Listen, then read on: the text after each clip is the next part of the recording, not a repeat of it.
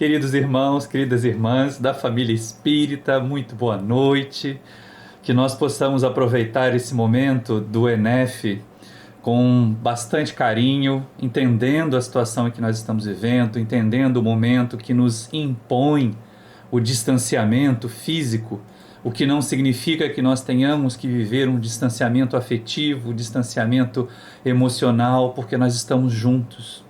Pelas nossas mentes, pelos nossos sentimentos, nós nos mantemos reunidos como uma grande família espírita que somos. Nós aqui de Seropédica, vocês aí de Valença, nossos companheiros queridos lá de Leopoldina, Minas Gerais, também tocando o nosso encontro de jovens de lá, e aproveitar esse instante para reflexões. Dentro do tema que nos foi proposto, é importante que a gente entenda a família como essa mola mestra, como esse impulsionador que nos leva à ascensão espiritual. Mas, muitas vezes, as pessoas, principalmente nós nas fileiras do Espiritismo, costumamos ouvir uma proposição, ouvir uma colocação que é feita como esta, de que a família é uma mola mestra para a ascensão, né? Ela nos induz ou nos facilita o caminho do progresso, e achar que isso é uma conquista já realizada. Como também ouvimos durante tantas décadas dizer que o Brasil é coração do mundo, pátria do Evangelho, mas sem o trabalho dos espíritas, sem o trabalho dos brasileiros, não será. Estamos ainda em construção, assim também as nossas famílias. E esta é uma questão que a doutrina espírita nos propõe. Reconhecemos sim a grandiosidade do projeto familiar em relação ao espírito que reencarna, ao ser que volta do mundo espiritual, frágil, dependente, e ele requer esse núcleo familiar para protegê-lo, para alimentá-lo, para orientá-lo nas caminhadas. Mas seria um erro nós admitirmos que todas as famílias já são esse projeto perfeito, já são esse projeto pronto. Essa visão romanceada de família, de pátria, ela muitas vezes leva as criaturas à inércia, a não acharem que elas têm um trabalho a realizar. E nós todos temos, meus irmãos, minhas irmãs. Nós todos temos um dever imenso para com essa nação onde nós reencarnamos nesse momento e também para com as famílias, para com esses laços consanguíneos que nos abrigam, que nos serviram de ponto de partida para essa jornada reencarnatória. E aí negar o estado atual de coisas, negar que tanto o nosso Brasil está tão longe de ser pátria do Evangelho, porque nós vemos os cristãos fazendo sinal de arma com o dedo e dizendo que bandido bom é bandido morto, como as nossas famílias, crê-las todas, prontinhas, arrumadas, a base para impulso para as criaturas, ou como se todas as criaturas que estivessem no seu núcleo familiar não encontrassem barreiras, não encontrassem dificuldades. Quem de nós, aqui assistindo hoje esse estudo, não deve ter ouvido aquela piadinha deste ou daquele parente dizer assim: você vai durante o carnaval ficar vendo palestra espírita, isso é fanatismo, isso, aquilo, outro, ou nos cobram as nossas atitudes quando nós deslizamos, quando nós apresentamos ainda as nossas fragilidades. Quantos de nós não temos as nossas famílias também comprometidas, feridas por problemas graves, feridas pelas dificuldades da dependência química, feridas por uma série de problemas que nos afligem muito? Então, se nós não reconhecemos isso, se nós negamos que a situação que nós estamos vivendo, que o estado atual é um estado confuso ainda, um estado que requer muito trabalho ainda, nós pouco vamos fazer para mudá-lo. Negar a realidade de um estado é perpetuá-lo. Se nós queremos um Brasil melhor, nós temos que agir para o Brasil ser melhor. Se nós queremos famílias melhores na nossa sociedade, porque muitos se queixam assim: a sociedade terrena está doente, olha o que a coletividade está fazendo. Mas essa doença, essa enfermidade social, ela está representada na doença das famílias, na grande parte das famílias, inclusive das famílias espíritas. Então, reconhecer que um problema existe, reconhecer que a fragilidade existe é o nosso primeiro passo para resolver o problema, para resolver as nossas dificuldades. E as nossas famílias na sociedade, como eu vinha dizendo, estão adoecidas. As nossas famílias espíritas estão adoecidas. Quantas famílias espíritas com filhos com dependência química? Quantas famílias espíritas com jovens ainda e adultos também mergulhados nos estrambelhos emocionais e afetivos, com relacionamentos múltiplos, com situações de tendência suicida por abandonos afetivos que causam grande transtorno. Muitas vezes as pessoas chegam às casas espíritas por causa desses transtornos, por causa dessas dificuldades. E aí esperam encontrar no movimento espírita, esperam encontrar junto aos companheiros que aqui militam no nosso movimento, que são os trabalhadores da casa, que são os palestrantes, que são os dirigentes das reuniões mediúnicas, a situação de reconforto, o amparo necessário. Então, a proposta que nós temos hoje não é a de vermos a família como uma obra pronta para ser implementada e impulsionar todos os espíritos que reencarnam ao progresso, mas um convite aos espíritos, e principalmente o convite aos espíritas, porque temos o conhecimento, porque temos a informação a respeito do que representa a parentela por um lado, a família, o núcleo familiar afetivo por outro, como Emmanuel tão bem coloca para nós, lá no livro Caminho, Verdade e Vida, no capítulo 62, em que ele faz a distinção entre família e parentela, para que a gente possa entender que às vezes nós estamos nessa situação confusa, nós estamos nessa situação ainda muito complicada, porque a parentela não tem laços de familiares conosco. São espíritos ainda com grandes desarmonias que se reúnem com um objetivo. E lá Emmanuel ele é muito preciso, ele diz assim, a família traz sempre os laços do afeto, os laços do amor, os laços da união. A parentela é uma promessa, ao serem vencidos os obstáculos, ao serem superadas as barreiras, de se tornar também esta parentela, hoje confusa, hoje difícil, hoje exigente, cobradora de nós, numa família espiritual vindoura. Uma família espiritual para o futuro. É uma proposta para o futuro, não é uma proposta para este presente, não está realizada, não está concretizada. E como nós dizíamos, até mesmo as nossas famílias espíritas, nós temos casos de violência doméstica, e não imaginemos que é só a agressão física. Há agressões verbais, mas há principalmente a agressão do abandono afetivo.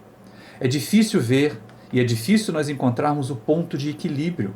Muitas criaturas querem ser missionários espíritas, não é? Querem ser grandes médiuns, querem ser grandes palestrantes, e negligenciam a educação dos filhos, e negligenciam o cuidado dos companheiros, das companheiras, que assumiram como compromisso nessa jornada de também se educarem juntos. Alguns usam o argumento, mas o meu casamento é muito difícil, é só com a família espírita que eu encontro harmonia. Ainda bem que nós temos o refrigério da família espírita, para que nós possamos atuar sobre a parentela e transformá-la também em família. Não fiquemos nos iludindo. A proposta da família é sim um projeto divino, mas ele é um projeto em construção, é um projeto em realização. Se nós hoje, nesse pleno sábado dito de carnaval, em que estamos reclusos, em que estamos fazendo as nossas atividades virtuais, entendermos isso, as famílias estão a pedir socorro. As famílias na sociedade e as famílias espíritas. Olhemos à nossa volta. Consideremos as nossas próprias famílias para nós não nos iludirmos. Não ficarmos imaginando, não, a família tem que ser perfeita, porque muitas vezes, nessa expectativa de que, como nós somos espíritos e espíritas, e temos a compreensão de que família é um projeto de Deus para impulsionar o nosso progresso, as nossas famílias deviam ser perfeitas. Nós deveríamos ser elementos perfeitos na nossa família quando ainda somos espíritos que estamos em estágio de imperfeição, que estamos em estágio de aperfeiçoamento. E lógico, levamos as nossas imperfeições para o convívio familiar, inclusive sem as barreiras que a sociedade muitas vezes impõe, porque alguém de nós não pode esbravejar contra o chefe, não pode esbravejar contra um policial na rua, mas frequentemente não tem barreiras. Para um pequeno copo que se quebra, para um pequeno objeto que se parte, esbravejarmos sobre os nossos parentes, sobre os nossos entes queridos, sobre os nossos filhos, cobrando deles. Me vejo nessa situação muitas vezes. Porque na família nós não temos essas barreiras que a sociedade impõe. Nós nos colocamos como somos. E aí, há décadas, a sociedade já percebeu que famílias doentes geram uma sociedade ainda mais doente. E lá no início da década de 80 começaram as campanhas também no movimento espírita, mas na década de 1990 nós tivemos as campanhas das organizações internacionais, da Organização das Nações Unidas em prol da família. E a Federação Espírita Brasileira aproveitou aquele momento para lançar uma campanha permanente. Família, aperte mais esse laço, de valorização da família, mas não de idealização da família, não de romantização da família, ao contrário. Quando o movimento espírita abraça essa proposta de defesa, de estímulo, de aperfeiçoamento das famílias, é porque ele reconhece que as nossas famílias estão a precisar de ajuda. Estão pedindo que nós nos mobilizemos e mobilizemos rápido, para poder vencer isso. As famílias no mundo moderno são muito diferentes daquelas famílias de décadas atrás, de séculos atrás. Mesmo as famílias que Allan Kardec observou durante a codificação já se transformaram muito. A sociedade quebrou vários tabus. Hoje, nós já não temos mais que ter aquele olhar limitado sobre a família, porque não é mais assim. Nós não temos mais apenas aquela família nuclear, aquela visão estreita de que família é o homem, a mulher, os filhos.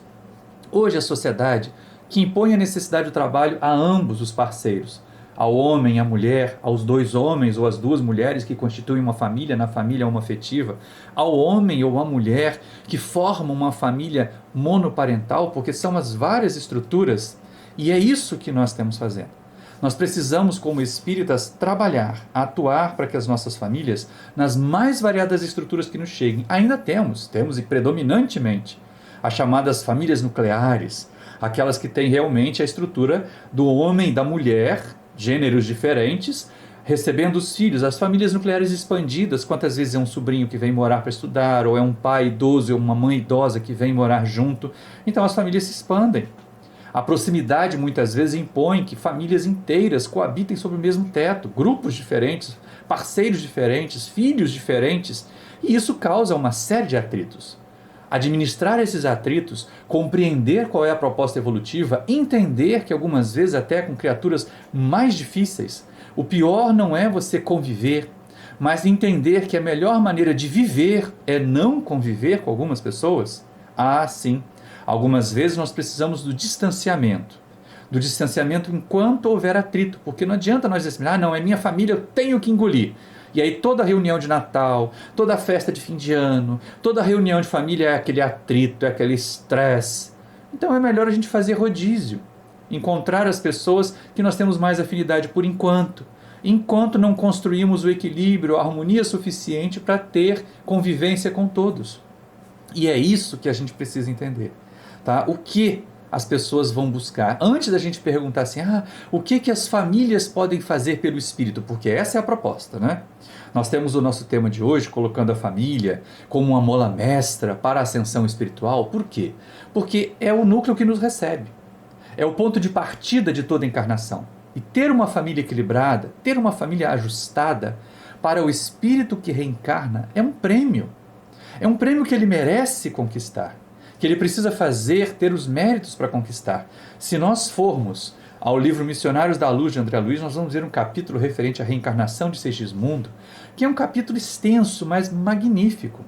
Porque aquele espírito, apesar de ainda comprometido com seus equívocos do passado, trabalhou durante décadas no mundo espiritual para merecer, naquele momento da sua reencarnação, o reencontro com o antigo adversário para o reajuste devido. E isso deu um trabalhão para a espiritualidade. Isso fez com que a espiritualidade se mobilizasse. Então, os planejamentos reencarnatórios, aquilo que nós encaramos como proposta de Deus para nós, eles acontecem de acordo com os nossos merecimentos. E é aí que nós precisamos estar atentos. Porque antes de nós perguntarmos o que as famílias podem fazer pelo espírito que reencarna, é importante que nós, movimento espírita, nos questionemos o que nós, espiritismo, movimento espírita, estamos a fazer pelas famílias que chegam até nós. Nós as acolhemos? Nós somos acolhedores, gentis para com eles? Ou estamos ali colocando padrões de comportamento, julgando? O acolhimento sem julgamento é o primeiro passo para que essas famílias adoecidas, para que essas famílias ainda com dificuldades, possam se colocar numa situação melhor. E aí é lógico, são projetos em execução que nós vamos ter que colocar em ordem. Há um livro muito interessante do Martins Peralva em que ele estuda uma obra de André Luiz. O livro é Nos Domínios da Mediunidade, de André Luiz. E o Martins Peralva coloca o livro Estudando a Mediunidade. E lá ele faz uma análise a respeito das uniões. Então ele vai colocando gradações. Existem uniões na Terra que são acidentais. É mesmo, gente. A gente imagina assim, não, todo casamento, toda união, toda família é planejada no mundo espiritual nos mínimos detalhes. Não é verdade. Na verdade, quando nós pensamos nas chamadas famílias acidentais, essas que ocorrem por causa do uso irresponsável da sexualidade, da busca de interesses materiais mesquinhos, uma pessoa que se casa com a outra pela beleza física ou pela conta bancária, e futuramente percebem quanto estão frustradas, o quanto isso são uniões acidentais, elas não são planejamento. mas elas vão constituir replanejamento das nossas encarnações. A possibilidade de nós, naquele caminho que nós escolhemos seguir, do uso do nosso livre-arbítrio, de às vezes deixar de lado o que foi proposto para nós pela espiritualidade como rota de maior progresso, seguir uma união acidental, por interesses, por anseios, por qualquer coisa, por motivos banais, fúteis. Geramos uma família acidental, que a partir daquele momento passa a ser um compromisso nosso. Se foi um acidente no começo, não pode ser um desastre no final. Embora muitas vezes as famílias acidentais não tenham essa durabilidade toda que se observa nas famílias bem construídas, nas famílias bem edificadas. E aí o Martins Peralta vai adiante e diz assim, olha, existem também as chamadas famílias provacionais, as uniões provacionais, que muito movimento espírita adora, dizendo, meu casamento é de prova. Eu tenho que aguentar aquele estrupício que eu tenho em casa para poder não ter que reencarnar de novo e casar outra vez com essa criatura. Já está noivo, gente, já está com a aliança na mão direita, tá? Porque não é para essa proposta. E o Espírito Camilo, no livro Desafios da Vida Familiar, ele propõe para nós o seguinte, olha, casamento de provas, uniões provacionais, não é uma câmara de torturas recíprocas. Não é onde nós reunimos espíritos que se odeiam, espíritos inferiores, para que eles se maltratem reciprocamente. Ao contrário, é uma oportunidade em que espíritos ainda de evolução baixa, de evolução inferior, se reúnam para aparar as suas arestas, é bem verdade, mas para juntos superarem os obstáculos que forem apresentados. Então não imaginemos que casamento de prova seja desculpa para a gente poder abandonar o lar, abandonar o compromisso, dizendo que é um casamento de prova. Ou então para ficar agarrado a ele, amarrado a ele, na esperança de que na outra encarnação não tenha que encontrar aquela pessoa. Talvez não encontre como esposo, talvez não encontre como esposa. Mas vai que vem como sogra, né? Vai que vem como aquele cunhado barrigudo que vem passar um fim de semana e fica 6 meses dormindo no sofá em cima do controle remoto da nossa televisão. A gente pode ter esse tipo de reencontro de novo. Tudo vai depender de como nós administrarmos as nossas uniões provacionais. Um nível um pouquinho mais alto, e aí a gente vai perceber o seguinte, nas famílias sacrificiais nós temos sempre aquele elemento que poderia ser comparado a um anjo tutelar, a um anjo bom, que reencarna para impulsionar o progresso de todos os demais. Faz-me lembrar o livro Renúncia, de Emmanuel, em que o espírito Alcione reencarna, ela muito evoluída, ela muito amadurecida, reencarna para impulsionar a evolução da família inteira. Ajuda a mãe, ajuda o pai, ajuda um primo, ajuda também ao amado, ao seu grande amor, embora não tenha conseguido grande sucesso em relação a isso. Mas são espíritos mais evoluídos que aceitam, que acolhem no seu núcleo da parentela espíritos ainda mais atrasados para tentar impulsionar o progresso. Às vezes tem sucesso, às vezes não tem, mas é uma questão do esforço e eles sabem o risco que correm. Lá na introdução do livro Renúncia, quando conversam com Alcione a respeito dos desafios que esse espírito enfrentaria, ela estava ciente de que poderia fracassar, de que poderia não ter sucesso, porque não dependia só dela. Não depende só do espírito luminoso realizar o crescimento da família provacional, depende dele impulsionar, dele conseguir impulsionar o crescimento dos outros. Um nível ainda mais elevado, nós temos mais harmonia. Nós temos aquelas famílias ditas de afinidades superiores. Olha que coisa boa, né? Espíritos já mais amadurecidos, companheiros e companheiras mais preparados espiritualmente que reencarnam para servir de modelos de famílias equilibradas, são bons educadores dos filhos, são bons cidadãos e cidadãs na nossa sociedade, eles sabem se colocar como uma família que outros admiram. E por serem admiráveis, por serem famílias modelo, acabam impulsionando também o progresso. Até chegar no nível máximo, que são as uniões transcendentais, as famílias transcendentais, em que se reúnem missionários da luz, em que se reúnem companheiros que têm alguma tarefa específica de disseminar, e às vezes não é nem a tarefa da maternidade e da paternidade biológicas. São tarefas referentes a progressos generalizados. Por exemplo, Pierre, Marie Curie, Allan Kardec, Amélie Boudet. São espíritos que não tiveram da própria carne seus filhos, se bem que Pierre e Marie Curie tiveram, mas não formaram aquelas famílias tradicionais, aquelas famílias configuradas de um modo muito centrado ou autocentrado, e se expandiram para a família universal, para a família humana. Se colocaram a serviço da família humana. Essas são as uniões transcendentais. Os 3 primeiros grupos, as famílias acidentais, as famílias provacionais e as famílias sacrificiais, são a maioria na sociedade. Aparecem aos montes nos centros espíritas. As nossas famílias podem ser desse tipo. Os outros 2 tipos, as famílias por afinidades superiores e as famílias transcendentais, são raros. Mas é bom que nós observemos à nossa volta para ver se eles aparecem, para ver se nós podemos ter famílias que nos sirvam de modelo, que nos sirvam de impulso assim. E é exatamente aí que a gente vai perceber. Emmanuel, no livro Vida e Sexo, ele coloca a família em termos muito claros, sem esse romantismo que muitas vezes, infelizmente, nós ainda no movimento espírita temos de idealizar a parentela como se ela tivesse que ser, em termos absolutos, a família perfeita, a família harmoniosa. E aí o amigo espiritual diz assim, olha, em algumas vezes, esses núcleos familiares são um verdadeiro ninho de amor. Parecendo esses dois últimos níveis de família que nós vimos citando do livro do Martins Peralva, não é? Famílias de afinidades superiores, famílias transcendentais, que servem de ponto de partida, de plataformas de lançamento, para que espíritos, às vezes missionários, venham realizar suas tarefas e tenham ali no seio familiar um reconforto para enfrentar, inclusive, as dificuldades, enfrentar, inclusive, os problemas que acontecem, que ocorrem em torno de si, em torno da missão que vieram receber. Imagina se Jesus não tivesse o amparo de uma Maria de Nazaré e de um José, seus pais biológicos. Quão mais difícil não seria a sua tarefa? Porque os demais parentes não compreendiam, mas a Mãe Santíssima, ela tinha perfeita atenção e cuidado dele. Lhe proporcionou, e assim como José também, cuidando do filho, lhe proporcionou todo tipo de assistência necessária para que ele iniciasse a sua jornada. Então, isso acontece muitas vezes. Então é necessário, sim, que aproveitemos isso. É o cadinho, é o ninho aconchegante. Agora, isso é uma coisa que a gente pode levar em conta. Na maioria das vezes, diz Emmanuel, ai que triste, né? Vida e sexo. A família é um cadinho de reparação, ou seja, cadinho é aquele instrumento que a gente tem nos laboratórios de química, em que você passa fogo nele para a substância ser purificada, para evaporar as coisas que não são, né, úteis, ou para calcinar as coisas que são ali impurezas, deixando apenas o material mais puro. E é isso que a gente observa que é necessário fazer.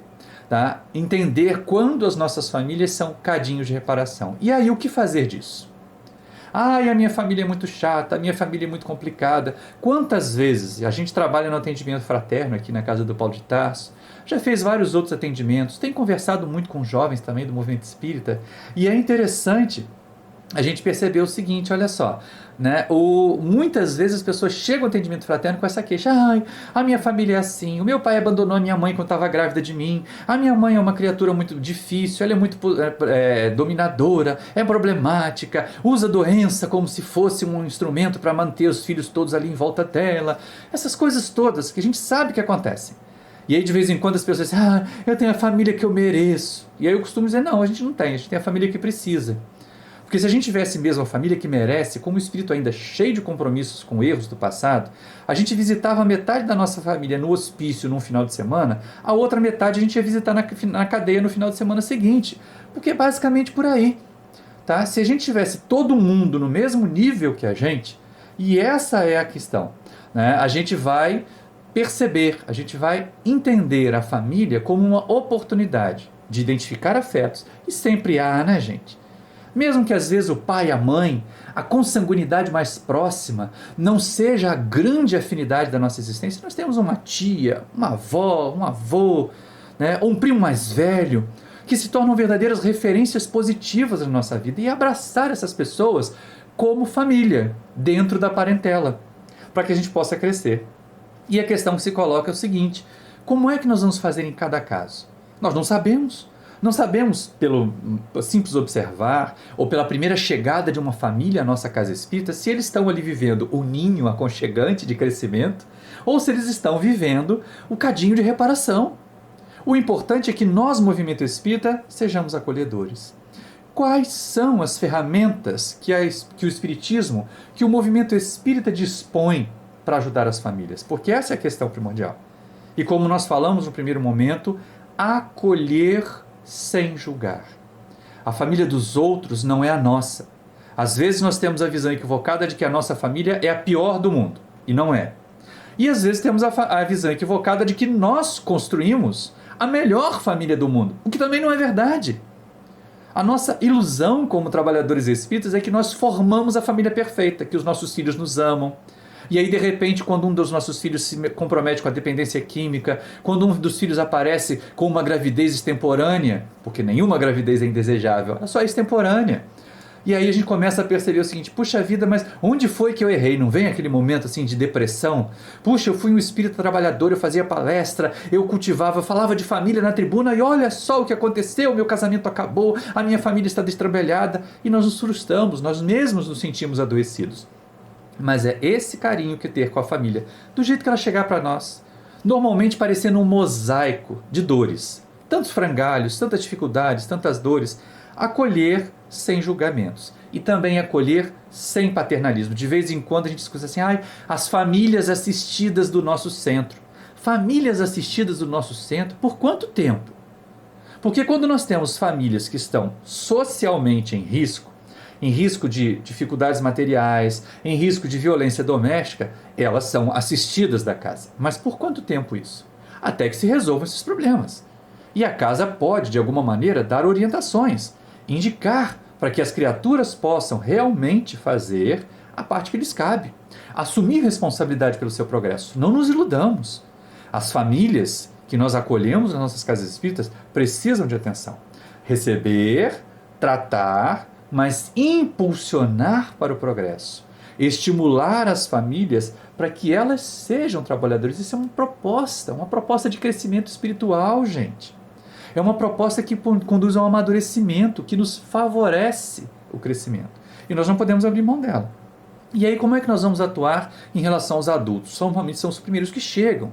Normalmente, mesmo quando o problema está na infância, está nas crianças, os adultos é que abordam as casas espíritas querendo ajuda, querendo socorrer. Eu ouvi dizer, a minha vizinha aqui do lado falou que nesse centro vocês têm tratamento espiritual. Um monte de gente vai ao centro só por causa do tal do tratamento espiritual. Eu tenho arrepio no perispírito toda vez que eu ouço alguém bater lá na porta do Paulo e dizer: qual é o dia de tratamento? Eu falei: todos os dias que nós temos estudo da doutrina espírita são dias de tratamento. Não, mas o tratamento espiritual. Você está falando da reunião mediúnica? Da reunião de assistência a espíritos desencarnados? Essa é uma reunião privativa que acontece ou acontecia quando nós podíamos estar reunidos materialmente num dia privativo em que o público não participa. Mas nós levamos o nome das pessoas, fazemos orações, mas essa é só uma parte. Essa é a parte que auxilia os espíritos desencarnados. A parte que auxilia os adultos, vocês que nos chegam para fazer atendimento fraterno, vocês que nos chegam para pedir ajuda para suas famílias nas nossas casas espíritas, essa é uma questão interessante, tá? Que a gente coloque a proposta de trabalho para eles. Olha, você também pode se ajudar, você também pode fazer a sua parte. Não vamos ficar só tomando passe, bebendo água frutificada e botando nome na reunião mediúnica na casa espírita, não, gente. Essas criaturas, elas devem participar do estudo sematizado, elas devem ser convidadas a fazer visita em asilos, em hospitais, se a casa tiver esse trabalho, a fazer parte do serviço assistencial espírita, que não é assistencialismo espírita, que não é encher cesta básica e distribuir na porta do centro, mas é promoção das individualidades humanas que estão reencarnando ali. E essa é uma questão importante, que a gente consiga fazer a nossa parte, induzir aquelas criaturas a serem os curadores deles mesmos. O medicamento para cada um de nós que está enfermo espiritualmente está em nós. O movimento espírita, uma casa espírita bem orientada, tem a tarefa de despertar esse processo de autocura, esse processo de cura que vem de dentro para fora. Não adianta anos, às vezes décadas, com o nome lá na desobsessão sendo chamado 3 vezes por mês, 4 vezes por mês, a cada reunião mediúnica, se a criatura não se modifica, se a criatura não se transforma. Então, o trabalho, a atuação de adultos é muito importante, mas que eles passem a ser os tratadores deles mesmos. Que nós, no movimento espírita, não sejamos paternalistas. Coitadinhos, eles são sofredores, olha só, o filho é muito obsidiado, a esposa é muito contrária a que ele participe do movimento, ou vice-versa, né? O esposo é muito contrário a que ele participe do movimento. E aí a gente começa a entender. Isso aí é paternalização das famílias que chegam adoecidas às nossas casas. E nós precisamos de mais, nós precisamos de algo diferente. Nós precisamos ser plataformas de lançamento para que as famílias cumpram a sua missão de nos lançar à ascensão para a luz celestial ou à ascensão para a evolução espiritual. E é isso que nós vamos buscar. É essa a proposta. E aí tem aquela proposta ainda mais eficaz. Porque algumas vezes, gente, tratar com adultos é complicado. As pessoas já chegam com muitas marcas, já chegam com muitas dores, já chegam com vícios arraigados ao movimento espírita. E tem uma dificuldade imensa de se modificar, de se transformar. Mas o que o movimento espírita pode oferecer para crianças e jovens é de uma eficácia muito maior. É de uma realização transformadora muito mais intensa. Porque esses espíritos, ainda no início das suas jornadas encarnatórias, estão abertos a aprender mais, estão sequiosos de aprender mais. Então, a evangelização de jovens e de crianças é a melhor desobsessão de encarnados que existe. A desobsessão para os desencarnados é a reunião mediúnica bem orientada. Mas a reunião para encarnados, a reunião de desobsessão para encarnados, a melhor e mais eficaz se chama evangelização. Evangelização de jovens, evangelização de crianças e, por que não dizer, evangelização de adultos?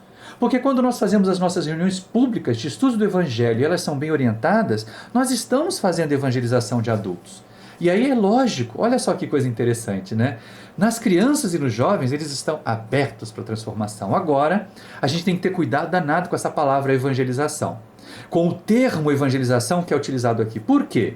Porque muitas vezes se torna apenas catequese espírita.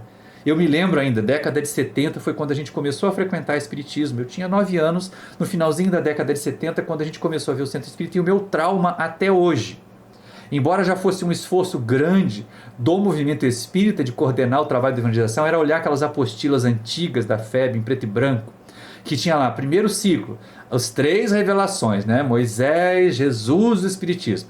E aí o evangelizador mostrava aquela figura do Moisés em preto e branco, uma coisa toda retorcida, assim, mal desenhada, meio semi-leproso. Aquilo dava um pânico danado nas crianças, elas não queriam aquilo.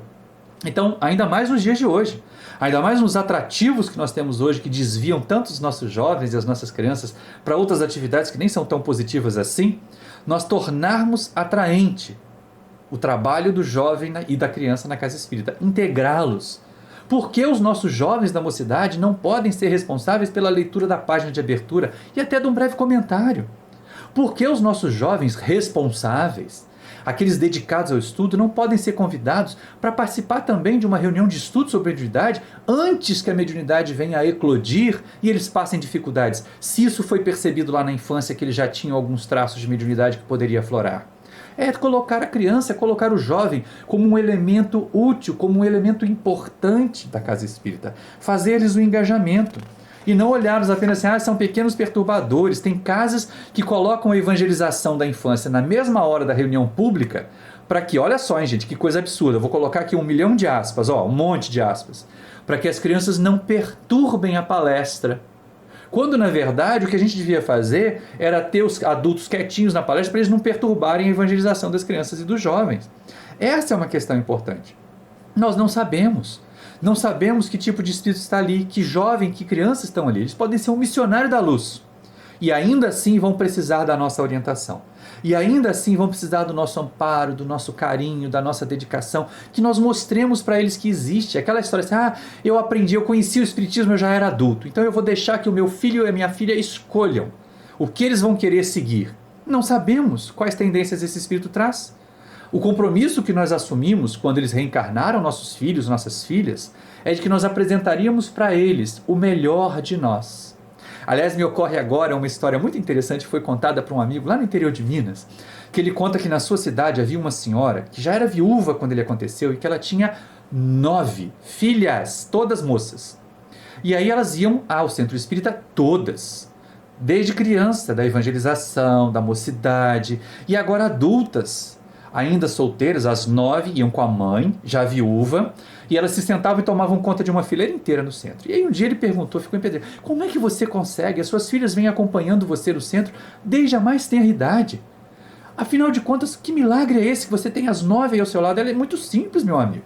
Comer do meu feijão tem minha religião. Quando elas se casarem, quando elas tiverem a vontade própria, quando elas custearem as próprias vontades, elas vão fazer escolhas delas. Enquanto forem confiadas a mim como espíritos que Deus me permitiu educar, elas vão seguir a proposta que eu recebi e que entendo que é boa, que é positiva. E isso é tornar atraente, mas tornar atraente mesmo, porque tem criança que é arrastada para o centro, porque a aula de evangelização é chata, é monótona, é um evangelizador despreparado, uma aula que não foi preparada antes, alguém que pega um livro correndo na estante do centro e começa a ler naquela voz monótona, era uma vez, uma nuvenzinha. Aquilo é muito chato, gente, faz me lembrar o Moisés semi-leproso da minha infância.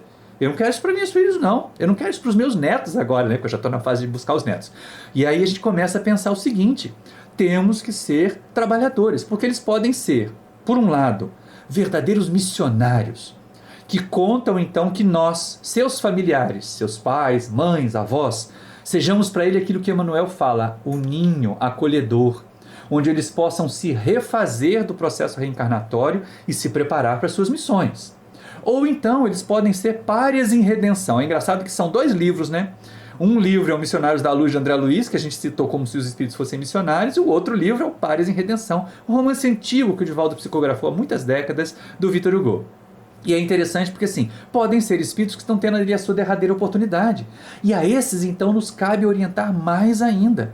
Superar as deficiências. Notou que o seu filho, que a sua filha, já tem desde pequenininho aquela tendência a ser mais agressivo, a ser mais resistente aos valores da alma? Vamos intensificar, enchê-lo, envolver em carinho e não em mimos. Porque tem gente que diz, mas meu filho tem problemas, ele não consegue ouvir não. Mas, gente, que é isso? Dizer não na infância é prova de amor muito maior às vezes do que dizer sim, porque para dizer sim a gente não precisa explicar nada. A criança diz assim, eu quero comer brigadeiro na hora do almoço. A gente diz sim, não precisa explicar nada. Agora, se a gente diz não, por quê? Porque você tem que comer legumes, porque você precisa comer arroz e feijão. Ou então porque você precisa vestir o uniforme direito, tem que estar acordado cedo para pegar na escola. Eu não quero ir à escola hoje. A gente diz sim, não tem que dar explicação nenhuma. Mas a gente diz não, você vai à escola, você precisa se educar, você precisa desse conhecimento. Olha quantas explicações nós temos que dar. Então o não é prova de amor mais pujante dos educadores, pais, mães, avós, tios, do que o sim. O sim é permissividade muitas vezes, é acomodação, é descaso com a proposta que nos foi feita de sermos educadores daqueles que nos foram confiados.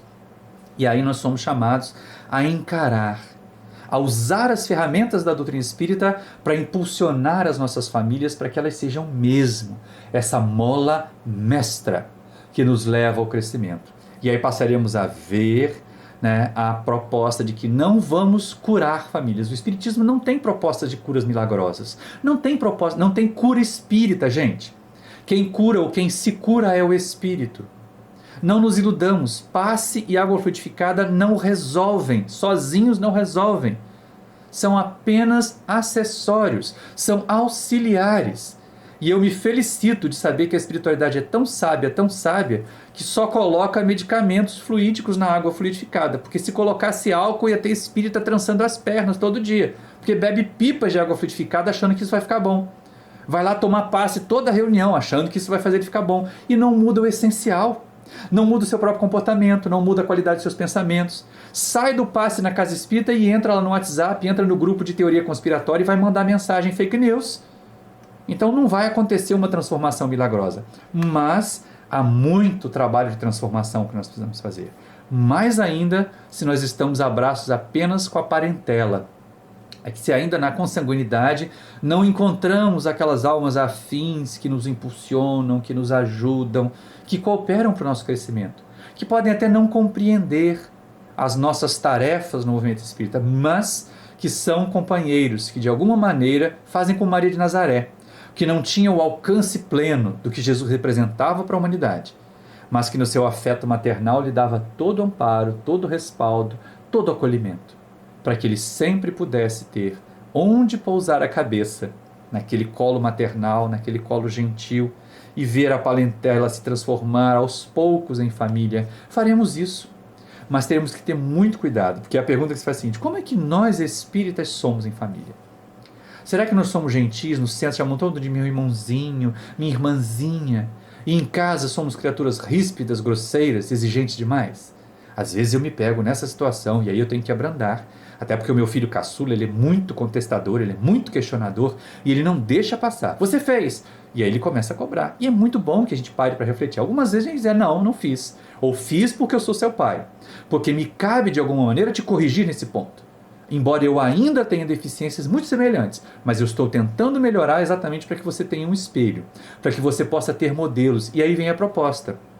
A proposta que o Espiritismo traz para nós é a construção de famílias que possam ser modelos para outras famílias.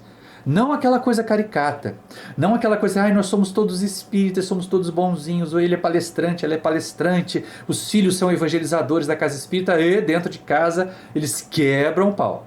Eles vivem em brigas, ou então eles não se conhecem mais. Cada um vive no seu mundinho, cada um com seu WhatsApp, com as suas redes sociais, e não interagem mais, não passam mais tempo entre si. Nós nos vemos em situações muito complicadas. Como nós seremos em família? Porque de vez em quando a gente diz assim, a minha família em casa não me entende, então eu vou me dedicar só à família do centro. Às vezes é a única coisa que é possível para a gente não parar de evoluir. Mas não é bom de vez em quando dar uma mensagenzinha? Não é bom de vez em quando fazer um gesto de aproximação com aqueles que são possíveis, com aqueles que são hostis demais, com aqueles que a gente sabe que vão nos abraçar com a faca nas costas, já pronto para dar uma facada? A gente mantém a distância que os porcos espinhos mantêm no seu relacionamento. Porque às vezes nós também somos causadores dos atritos, mas é importante que a gente tenha muita cautela para oferecer o melhor de nós, não apenas no centro espírita, gente, mas oferecer o melhor de nós também para aqueles que estão prontos para acolher.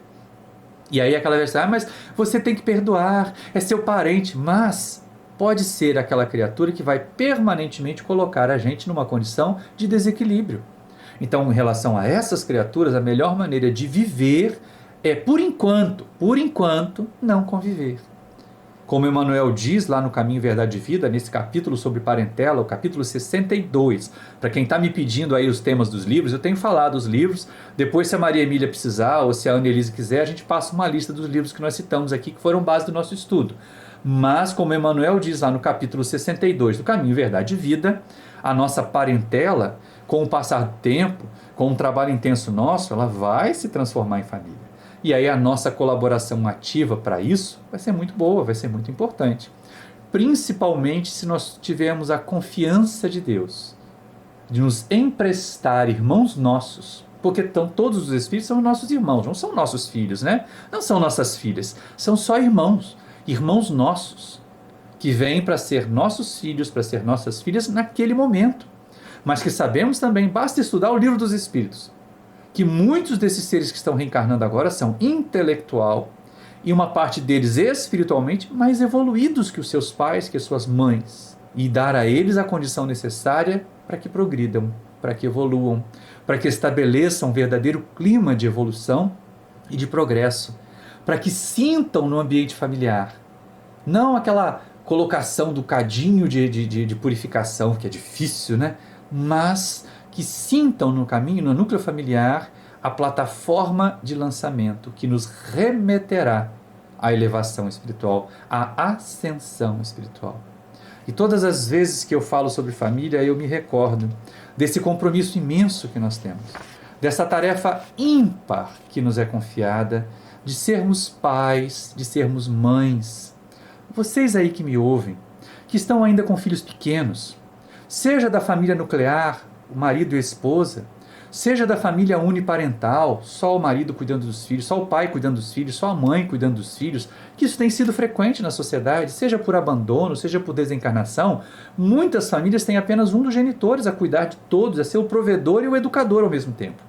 E vocês que me ouvem, que estão a construir as suas famílias homoafetivas, as suas famílias homoparentais, sejamos nós os melhores educadores, sejamos nós as melhores referências. Deus confiou a nós. Olha como Ele acredita que nós somos capazes. Deus confiou a nós um irmão nosso, uma irmã nossa, em condição de imensa fragilidade, não é? Nasce nu, nasce banguelo, não consegue se alimentar sozinho, não consegue se higienizar sozinho, pode ter sido um espírito cientista muito capaz no passado, mas naquele momento, no nosso colinho ali, onde nós olhamos para ele e para ela, achamos que são anjos, eles estão a contar com a nossa assistência, com a nossa atenção. E é impossível não lembrar da missão da paternidade e da maternidade sem citar o Livro dos Espíritos, questão 582. Temos vários vídeos sobre isso lá no nosso canal no YouTube. Aliás, eu aproveito, Anne, você também coloca aí para o pessoal, o link para o pessoal visitar o nosso canal lá no YouTube. Se inscrevam, visitem os nossos vídeos. Nós temos uma playlist inteira sobre família com a nossa irmã Darcy Neves, que nós produzimos ao longo de 2019 e 2020. Está lá esperando para ser visualizada por vocês. E aí, nesses capítulos do livro, nós pesquisamos bastante e é impossível não recordar o que os Espíritos dizem a Allan Kardec ali. Porque muitos de nós espíritas queremos ser missionários. Queremos ser grandes destaques na mediunidade, grandes destaques na tribuna. E às vezes temos a grandiosa missão da paternidade, a grandiosa missão da maternidade, nos esperando dentro dos nossos lares. E quando Kardec pergunta lá na questão 582 do Livro dos Espíritos se a maternidade e a paternidade são missões, os Espíritos dizem é uma grandíssima missão e além de tudo é um dever. Infelizmente, muitos estão mais preocupados em cuidar das árvores do seu pomar e fazer que deem bons frutos do que em cuidar do caráter dos seus filhos. Então estejamos atentos. Aquilo que os nossos filhos se tornarem terá uma grande contribuição daquilo que nós informarmos, daquilo que nós doarmos para eles em termos de afetividade, a educação pelo amor, e não apenas pelas palavras, a educação pelo exemplo. Ah, mas eu ainda tenho imperfeições, como é que eu vou educar meu filho e minha filha? Com o estímulo de se tornar melhor. Pode ser que seu filho e sua filha, que agora estão despertando você para as imperfeições que você ainda tem, sejam os seus educadores. Me vem agora à memória um outro livro, pode anotar aí, é o Sexo e Destino de André Luiz, em que o personagem Félix resolve reencarnar próximo daquela criatura que era afinizada com ele como neto, para poder estimular aquela mulher ainda tão equivocada, ainda tão cheia de deslizes, ao progresso. E pelo afeto desenvolvido entre ela e ele, o neto, ele iria reeducá-la. Pode ser que os nossos pequenos sejam nossos educadores, mas, em primeiro lugar, em princípio, nós é que devemos ser os bons educadores dos nossos pequenos. E aí nós encerramos a nossa tarefa, porque já vai o tempo, já vai tarde, passamos muito rápido esse momento, e espero que tenha sido agradável para vocês também, como foi interessante para mim preparar o material.